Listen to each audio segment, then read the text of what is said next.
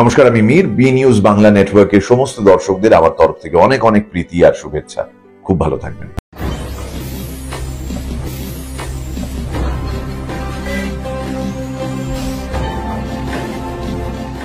সততার পথে সত্যের খোঁজে আপনারা দেখছেন বি নিউজ বাংলা নেটওয়ার্ক। 27 তারিখ কলকাতা উত্তর শহরতলি জেলার উদ্যোগে এক বসন্ত মিলন অনুষ্ঠানের আয়োজিত হয়েছিল নিউ ব্যারাকপুরের কৃষ্টি প্রেক্ষাগৃহে।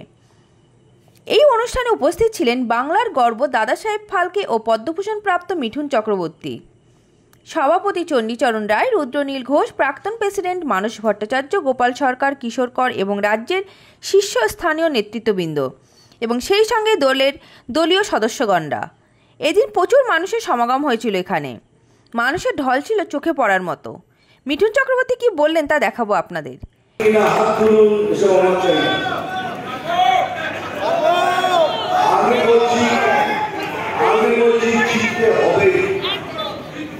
তার কারণ হলো একটাই, বাংলাদেশ তার ট্রেলার দেখিয়ে দিয়েছে, যদি না জিততে পারেন তাহলে পশ্চিমবাংলা থেকে হিন্দু বাঙালি বলে কেউ থাকবে না।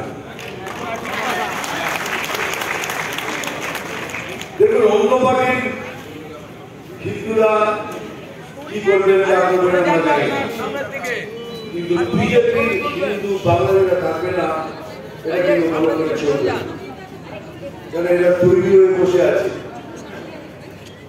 আবার যদি জিতে আসি তাদেরকে ধ্বংস করে দেবো।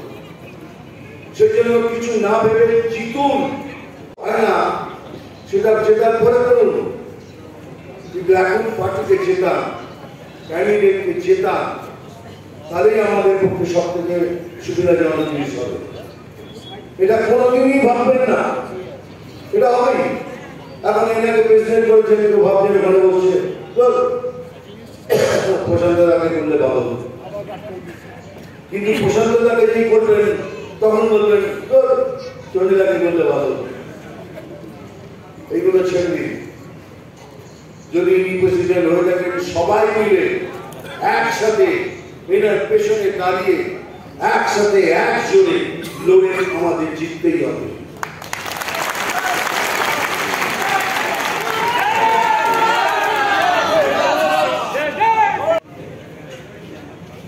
এটাই চেয়েছিলাম, এটাই চাই। যারা নতুন, যারা পুরনো, তারা সবাই একসাথে হাত মিলিয়ে কাজ করবে। আমি একদম স্পষ্ট কথা বলি,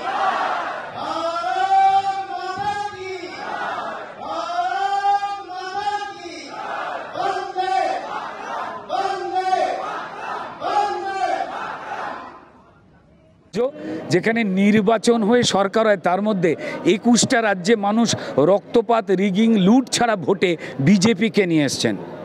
তাহলে সারা ভারতবর্ষের 21টা রাজ্যের মানুষ পাগল, আর পশ্চিমবঙ্গের শিল্পহীন রাজ্যের মানুষই বুদ্ধিমান তা তো নয়। তাই তারা সিপিএম, কংগ্রেস, তৃণমূলের মিথ্যে কথায় প্ররোচিত হচ্ছে না, আর এই ইঙ্গিতটা পেয়ে গেছে তৃণমূল। তাই শেষ বেলায় শুধু মানুষকে মারছে না, ভারতীয় জনতা পার্টির কর্মীদের খুন করছে না, নিজেদেরকেও ঠকাস করে বুকে গুলি টুকে দিচ্ছে। আমরা চাই এগুলো বন্ধ হোক, পশ্চিমবঙ্গের মানুষও চায়। 2024-এ হাজার লুটের পরেও আমাদের এককভাবে পশ্চিমবঙ্গের সাধারণ মানুষ এবং সনাতনীরা মিলিয়ে ভোট দিয়েছিল প্রায় 40%। একা 40% ভোট কারুর থেকে তৃণমূলও পায়নি। তারা ছাঁট মাল জড়ো করে কোনো রকমের যোগ করে 47 হয়েছিল, তার মধ্যে 47%, তার মধ্যে লুটের ভোট বিরাট রকম বেশি। একজন কাউন্সিলর, একজন পঞ্চায়েত প্রধান, একজন এমএলএ, একজন এমপি বলতে পারবে না তৃণমূলের যে আমি লুটের ভোটে জয়ী হয়নি। তো মানুষ এটাকে জানে, তাই পরিবর্তনটা আসছে। আমাদের অনেক বেশি দায়বদ্ধতা নিয়ে চলতে হবে, অনেক বেশি মাথা ঠান্ডা রাখতে হবে, অনেক বেশি সহনশীল হতে হবে, একে অপরের দিকে আঙুল তোলা বন্ধ করতে হবে। জানি আমাদের পেটে খিদে রয়েছে, আমাদের সংসার চালাতে অনেক কার্যকর্তা ভাই বোন দিদিদের অসুবিধে হয়, মিজাজ হয়তো ঠান্ডা রাখা সম্ভব নয়। যখন আমরা মানুষের জন্য লড়াই করছি আর আমার বাড়ির বাচ্চাটা না খেতে পেয়ে রয়েছে, আমাদের কার্যকর্তাদেরও কিছু কিছু কষ্ট হয়, চিৎকার করে ফেলে। কিন্তু যাতে পশ্চিমবঙ্গের সব বাচ্চাগুলো ভালো থাকতে পারে তাই একটু যন্ত্রণা আমাদের সহ্য করতে হবে। আমাদের এখনের লড়াইটা সেটা। আর এই একত্রিত হওয়াটা 2026-এর ইলেকশনের আগে যদি কারুর সঙ্গে কারুর কোনো রকম সামান্য ব্যক্তিগতভাবেও মতবিরোধ হয়, যে ওর নাকটা বেশি টিকালো তাই আমার ভাল লাগছে না, এটাকে 26-এর এপ্রিল অবধি একটু বন্ধ রাখতে হবে, এইটুকুই বলার। যারা প্রকাশ্যে লড়ছেন, যারা ভারতীয় জনতা পার্টির কার্যকর্তা হয়েছেন, তাদের জীবন জীবিকা প্রাণ পেটের ভাত কেড়ে নেওয়া হয়েছে, তারপরেও তারা কেউ নিজের ভালোর জন্য লড়ছেন না। এমনকি তৃণমূলের যে সমস্ত কর্মীরা, তাদের পরিবাররা, যারা এই অন্যায়টাকে সহ্য করতে পারছে না, কিন্তু ছেলে অসৎ পথে দুটো পয়সা নিয়ে আসে বলে অসুস্থ মা বাধ্য হচ্ছে পাপের পয়সায় ওষুধ খেতে, সেই মাও চাইছে না যে ছেলে তৃণমূল করুক আর তৃণমূল ক্ষমতায় থাকুক আর তার পাপের পয়সায় আমি ওষুধ খাই। সেই তৃণমূল কর্মীর মাও চাইছে আমার ছেলে যে দলটা করে, যে মানুষের লুট করে, সেটা চলে যাক আর এই ভারতীয় জনতা পার্টির দলটা আসুক। আমাদের লড়াই শুধুমাত্র হিন্দুদের জন্য নয়, যারা যারা যে মুসলমান সমাজ, শিখ খ্রিস্টান সমাজ, যারা এই দেশকে ভালোবাসে, যারা পড়াশোনা শিখে ক্রাইম বা ক্রিমিনালদের বিরুদ্ধে দাঁড়াতে চায়, যারা জেহাদি শক্তির বিরুদ্ধে দাঁড়াতে চায়, তাদের জন্যও আমাদের এই লড়াই।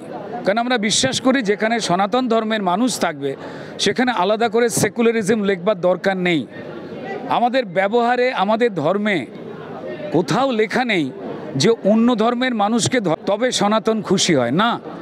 আমাদের ধর্মের মধ্যে লেখা রয়েছে বসুধৈব কুটুম্বকম, অর্থাৎ সারা পৃথিবীতে যে ধর্মের যে পথেরই মানুষ থাকুক না কেন, যে আমরা কোভিডের সময় প্রচুর ইসলামিক কান্ট্রিকে, প্রচুর অহিন্দু দেশকে বিনামূল্যে নরেন্দ্র মোদীর দিক নির্দেশে ভারতীয় জনতা পার্টির সরকার কোভিডের ভ্যাকসিন সরবরাহ করে প্রমাণ করে দিয়েছে যে অন্য ধর্মের মানুষের মতো আমরা চাই না যে সেই ধর্মগুলো উবে যাক বা ধর্মান্তরিত হয়ে আমাদের দলে, আমাদের ধর্মে আসুক। আমরা চাই না। আমরা চাই যেটা সত্য, যা সনাতন, সেটা প্রতিষ্ঠিত হোক। এই মাটি যে সংস্কৃতির কথা বলে, সেই সংস্কৃতিটাই বাকিদের পরিচালনা করুক ভ্রাতৃত্বের বন্ধনে। তো সেইভাবেই আমাদের একত্রিত হওয়া।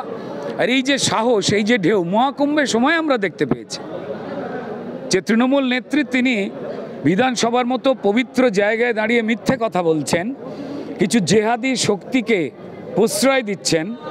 তিনি হিন্দু, মুসলমান, শিখ, খ্রিস্টান সবারই কেন্দ্র থেকে যা যা পাঠানো হচ্ছে তা চুরি করছেন এবং ইমামদের একটা বড় অংশকে কিছু একটা পাইয়ে দিয়ে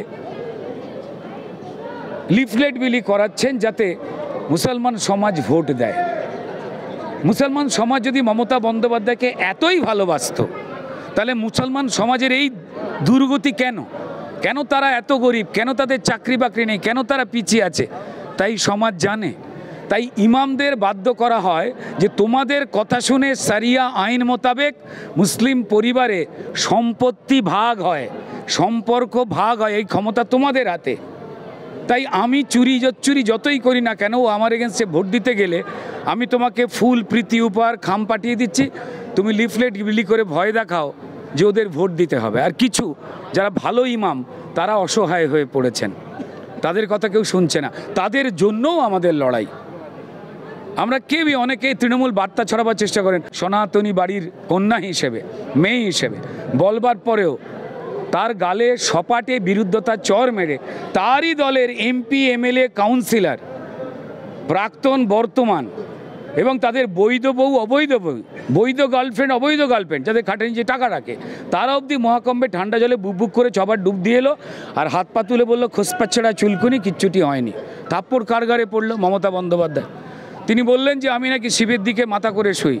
আমি মমতা বন্দ্যোপাধ্যায়কে বিনীতভাবে বলবো, এই যে স্রোত, এই যে ঢেউ আপনার মিথ্যাচারের বিরুদ্ধে, তৃণমূলের অপশাসনের বিরুদ্ধে, দুর্নীতির বিরুদ্ধে, আপনি যতই শিব ঠাকুরের দিকে মাথা করে শোন না কেন, রাবণও কিন্তু শিব পুজো করত, রামের হাত থেকে তাকেও বাঁচানো যায়নি, এটা মনে রাখবেন। এখানে বাড়ি রাস্তাঘাট ভেঙে পড়ছে গরিবদের, আর উনি লন্ডনে গিয়ে মর্নিং ওয়াক করছেন। দেখুন, লন্ডনে উনি এমনি জানি, এর পেছনে কিছু কারণ রয়েছে। সেই কারণটা হচ্ছে টাকা। চুরিটা অনেকটা পশ্চিমবঙ্গের সাধারণ মানুষের প্রতিবাদে, যে প্রতিবাদের সাহস ভারতীয় জনতা পার্টির কার্যকর্তারা প্রায় 300-র উপরে যারা প্রাণ দিয়েছে তাদের দেখে মানুষের এই সাহসটা এসছে।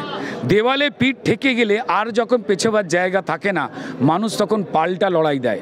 আর সেই লড়াইটার ভাইব্রেশনে কিন্তু আজকে পথে ঘাটে প্রত্যেকটা সমাজে এবং আমাদের এই মঞ্চের মধ্যেও যে কার্যকর্তারা এসেছেন সবাই প্রতিজ্ঞাবদ্ধ। এই লড়াই, আবার বলছি, ভারতীয় জনতা পার্টি ক্ষমতা দখল করবে তার লড়াই নয়। পশ্চিম বাংলাদেশ হয়ে যাওয়া থেকে পশ্চিমবঙ্গকে বাঁচাবার যে লড়াই ভারতীয় জনতা পার্টির কর্মীরা করছেন, যার বিরুদ্ধে তৃণমূল, কংগ্রেস এবং সিপিএম তাদের মিথ্যে কথায় যার মানুষ উত্তর শহরতলি জেলার মানুষ সমুদ্র ঢেউ খেলছে। আজকে দেখতেই পেলেন, এর আগে র্যালি হলো। কি বলবেন, রাজ্যে আজকে ফার্স্ট হল উত্তর শহরতলি জেলায় মানুষের ঢল, কি বলবেন? দেখুন, এই যে প্রবণতা, মানুষের যে এই স্বতঃস্ফূর্ততা, এটা ইঙ্গিত দেয় যে পরিমাণ অকথ্য অত্যাচার পশ্চিমবঙ্গের মানুষের উপরে পশ্চিমবঙ্গের সরকার, তৃণমূল দলের গুন্ডা এবং সরকারি পুলিশকে নিয়ে যে অত্যাচারটা চালিয়েছে, এই অত্যাচারের বিরুদ্ধে জনমানুষ এক হয়ে উঠেছে। কেউ হয়তো বলবেন যে 26-এ পালাবদলের ইঙ্গিত। আমি কথাটাকে অন্যরকমভাবে বলবো যে ভারতীয় জনতা পার্টির কার্যকর্তাদের এই যে লড়াই, এই লড়াই তাদের জন্য নয়। এই লড়াই লড়ছেন তারা, কিন্তু লড়াইটা লড়ছেন পশ্চিমবঙ্গের সেই মানুষগুলোর জন্য যারা ভয়েতে ভারতীয় জনতা পার্টির পতাকা নিয়ে এগোতে গিয়ে। বলছি, আজকে বসন্ত মিলন, এই বসন্ত মিলন তো মানুষের পুরো মিলন হয়ে গেল। আজকে এই হলে পুরো প্যাকটা মানুষ, 2 থেকে 2,500 মানুষ। আপনি জেলার প্রেসিডেন্ট হলেন, হওয়ার পরেই র্যালিতেও প্রচুর মানুষ। কি বলবেন আজকে? কার্যকর্তাদের স্বতঃস্ফূর্ত সহযোগিতার মাধ্যমে যে অনুষ্ঠান হয়, সত্যিই আনন্দের অনুষ্ঠান। আমরা এখানে যে মিলিত হয়েছি বসন্ত মিলন আমাদের যে পুরনো দীর্ঘদিনের কার্যকর্তা যারা ভারতীয় জনতা পার্টির প্রদীপটাকে জ্বালিয়ে রেখেছিলেন, আর সেই প্রদীপ জ্বালিয়ে রাখার পরে আস্তে আস্তে আপনারা দেখেছেন যে মঞ্চের মধ্যেও কামেশ্বরদা, মানসদা, গোপালদা, কিশোরদা সবাই উপস্থিত ছিলেন। একের পর এক ব্যাটন এসেছে অন্যের হাতে, সেইটা আস্তে আস্তে আমার হাতে এসেছে। তাই সকলকে নিয়েই আজকের এই বসন্ত মিলন। আমরা চাইছি একটা আনন্দমুখর অনুষ্ঠানের মাধ্যমে আজকে হল প্রোগ্রাম সূচনা করলাম। আগামী দিনে এই কার্যকর্তারা যাতে মাঠে বেরিয়ে 2026 সালের যে নির্বাচন, সেই নির্বাচনের দিকে তাকিয়ে লড়াই শুরু করি আমরা। আর যে লড়াই আমাদের কিন্তু পিছন ফিরে তাকাবার লড়াই নয়, সামনের দিকে এগিয়ে যাবার লড়াই। তাই বিধানসভা নির্বাচনের যে লড়াই, সেই লড়াইয়ে আমাদের যে বিধানসভা আছে 7টা বিধানসভা, সেই 7টা বিধানসভা আমরা জয়লাভ করব, সেই চিন্তা নিয়েই আমাদের লড়াই শুরু হলো আজকের এই মঞ্চ থেকে। চণ্ডীচরণ রায়, কলকাতা উত্তর শহরতলি জেলার সভাপতি। নিউ ব্যারাকপুর থেকে ক্যামেরায় বেনুদেবের সঙ্গে, ক্যামেরায় কিরণ সিংহ রায়ের সঙ্গে Soma Debnath, B news Bangla network. নতুন আপডেট পেতে আমাদের চ্যানেলটিকে সাবস্ক্রাইব করে পাশে থাকুন।